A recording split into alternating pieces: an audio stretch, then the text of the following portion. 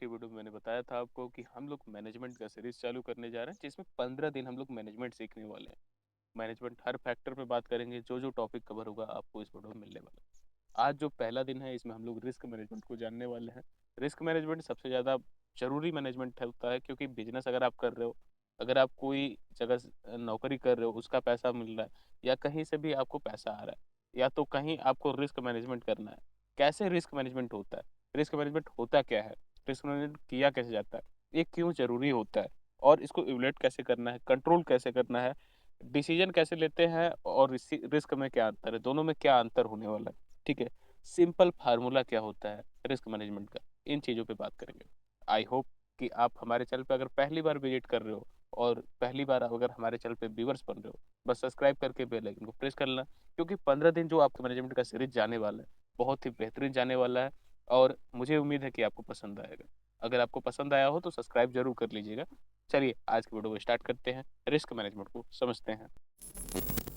Risk management, हर business या decision में risk होता है, इसे समझना और कंट्रोल करना जरूरी है। ठीक है, आप कोई भी डिसीजन लोगे या कोई भी बिजनेस स्टार्ट करोगे, रिस्क जरूर रहेगा। ठीक है, आपको पता नहीं है कि बिजनेस कहाँ तक जाएगा, लेकिन अगर आप उसका पहले ही एनालिसिस कर लिए तो आपको पता चल जाएगा कि कहाँ जाने वाला है। ठीक है, ध्यान समझिए, कोई वीडियो एडिटिंग नहीं, अगर आपके पास माइक्रोफोन है तो माइक्रोफोन का यूज करिए करिए, जिससे मेरा आवाज़ आपके पास क्लियर जाए। ठीक है, तो रिस्क मैनेजमेंट का सिंपल से मतलब है कि आप रिस्क को पहले कैसे पहचानें। ठीक है, कोई भी बिजनेस स्टार्ट कर रहे हैं, कोई डिसीजन ले रहे हैं कि मेरे को एक गोल करना है, अगर आपका गोल पूरा नहीं होता उसमें रिस्क कितना है। रिस्क मैनेजमेंट का मतलब ही ये होता है कि रिस्क को पहले पहचान लेना। ठीक है, अगर रिस्क आपने पहचान लिया तो उसको इवलेट भी करना होता है। इन्वेस्ट या डिसीजन लेने से पहले पोटेंशियल लॉस और गेन का आइडिया ले लो। ठीक है, क्या मतलब हुआ, जैसे अगर आप कोई बिजनेस स्टार्ट कर रहे हो, ठीक है, एक अगर आप बिजनेस स्टार्ट कर रहे हो किसी भी चीज़ का, मान लो आपने प्रोटीन का बिजनेस स्टार्ट किया। ठीक है, प्रोटीन का बिजनेस आपने स्टार्ट किया, प्रोटीन अगर आप बना रहे हो, आपका टोटल कॉस्ट क्या रहा है। ठीक है, आपका प्रोडक्शन क्वालिटी कैसा है, आप मार्केट में जाएंगे तो आप सेल कर पाएंगे, या आपका प्रोडक्शन क्वालिटी डाउन होने वाला है तो उसकी वजह से फेल हो जाएंगे, या आपका कॉस्ट मार्केट प्राइस से बहुत ज़्यादा है। मार्केट में जो प्रोटीन मिल रहा है मेरे को 3,000 का मिल रहा है, आपका प्राइस अगर 5,000 रुपये है, तो रिस्क मैनेजमेंट में आपका लॉस हो जाएगा। या आप बहुत ज़्यादा हाई कॉस्ट में प्रोडक्ट यूज कर रहे हैं, क्योंकि मार्केट के हिसाब से चलना पड़ेगा। ठीक है, तो लॉस क्या होने वाला है और गेन क्या होने वाला है पहले ही पता कर लेना। ठीक है, रिस्क को कंट्रोल कैसे किया जाता है, प्लानिंग, आपको क्या करना पड़ेगा, डिवर्सिफिकेशन करना पड़ेगा, कई जगह से यूज करना पड़ेगा, और स्मार्ट डिसीजन से रिस्क को कम किया जा सकता है। ठीक है, जैसे मेरा मान लीजिए मैं प्रोटीन का बिजनेस स्टार्ट कर रहा हूँ।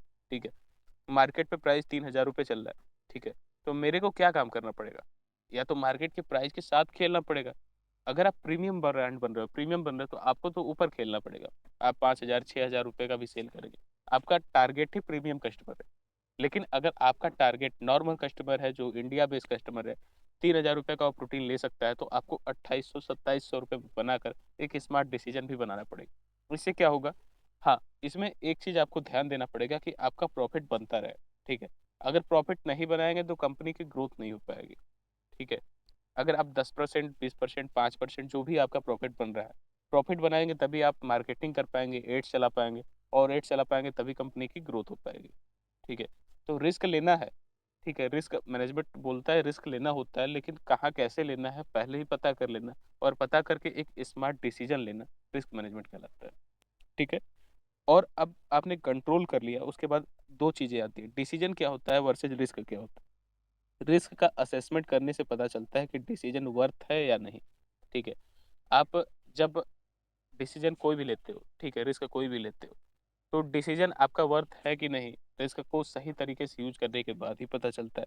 मैं इसके लिए आपको एक फार्मूला भी लाया था, एग्जाम्पल भी लाया था, तो एग्जाम्पल मैं आपको दिखला देता हूँ। अगर मान लो आपने 1 लाख इन्वेस्ट किया, ठीक है, वर्थ केस में आपका 20,000 लॉस हो गया।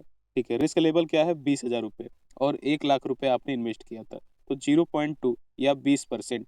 ठीक है, अगर मार्केट ऐसे ही चले तो आपका 20% पैसा लॉस का रिस्क है। अगर रिस्क लेवल एक्सेप्टेबल है तो इन्वेस्ट कर सकते हो, वरना प्लान एडजस्ट करो। सिंपल समझ गए कि अगर रिस्क लेवल को आप उतना सह सकते हो, 20% आप सह सकते हो, आपका 20,000 लॉस हो रहा है, ठीक है, आपने कितना इन्वेस्ट किया, ये पहले ही पता कर लेना। इसका सिंपल फार्मूला यूज किया करो, पोटेंशियल लॉस मतलब लॉस कितना हो सकता है, डिवाइड कर लो टोटल इन्वेस्टमेंट से, रिस्क लेवल आपको पता लग जाएगा। देखो, 5 चीजें आपको और बता रहा हूँ, ध्यान से सुनिएगा। रिस्क को नाप लो, ठीक है? क्या करना है? नापना है, फिर पैसा डालो, रिग्रेट फ्री इन्वेस्टिंग होगी। पहले नाप लेना है कि मेरे को भाई अगर मैं यहाँ पे यूज़ करता हूँ, तो क्या होने वाला है? पहले ही आपने नाप लिया, फिर वहाँ पे पैसा आपने डाल दिया, तो रिग्रेट फ्री इन्वेस्टिंग कर पाएँगे। रिग्रेट फ्री मतलब टेंशन खत्म, ठीक है? दूसरा 20% रिस्क, अगर आप चिल कर सकते हो तो डिसीज़न सही, वरना स्ट्रैटेजी आपको बदलना है। जैसे वहाँ पे मैंने बताया कि आपका 20% लॉस हो रहा है। अगर आप 20% लॉस सह सकते हो, तभी आपको इन्वेस्ट करना है। नहीं सह सकते, तो वहाँ से आपको हट जाना है, चिल करना है, ठीक है? थर्ड आपको स्मार्ट इन्वेस्ट करना है, रिस्क को समझना है, प्लस प्लान बनाना है, प्लस थोड़ा प्रैक्टिस रखना है, ठीक है? प्रैक्टिस ज़रूरी है। इन 3 चीज़ों को ध्यान देना। चौथा, इन्वेस्ट करना ईज़ी है, लॉस सीखना, प्रो बनना है, ठीक है? इन्वेस्ट करना, कहीं भी इन्वेस्ट करना, बटन दबाया इन्वेस्ट हो गया। लेकिन उस इन्वेस्ट से जो लॉस हुआ, ठीक है? प्रॉफ़िट तो होगा, उसको भी सीखना ज़रूरी है। जो लॉस हुआ उसको भी सीखना चाहिए। रिस्क को इग्नोर नहीं करना है, ठीक है? वरना पॉकेट का बैंड बच जाने वाला है। मैं आपसे एक चीज़ कहना चाहूँगा, अगर वीडियो हेल्पफुल लगा हो, आपको रिस्क मैनेजमेंट थोड़ा भी समझ में आया हो, तो ज़रूर सब्सक्राइब कर लेना। नेक्स्ट वीडियो हम लोग लाने वाले हैं, उसमें और भी अच्छे से डिस्कशन करने वाले हैं।